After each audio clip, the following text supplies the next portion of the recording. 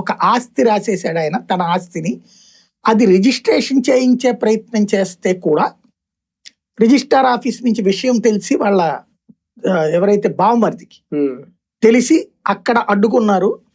అందుకని ఇక గత్యంతరం లేక రిజిస్ట్రీ చేయించాడు. రిజిస్ట్రీతో రాయిస్తారు కదా, అంటే నోటరీతో ఆ నోటరీ కాగితాలు తీసుకెళ్లి హైదరాబాద్ లో నెక్స్ట్ 2-3 రోజుల్లో ఇవ్వబోతున్నాడు. ఆ విషయం తెలిసి ఎవరు అనేటటువంటిది ఆ కాగితం కోసమే ఈ మర్డర్ జరిగింది. ఆ కాగితానికి కోసం ఎవరికి అందులో నోటరీ రాసేది? ఒకటి ఆ అమ్మాయికి దక్కుతుంది, అది ఆపితే ఆస్తి కుటుంబ సభ్యులకి దక్కుతుంది.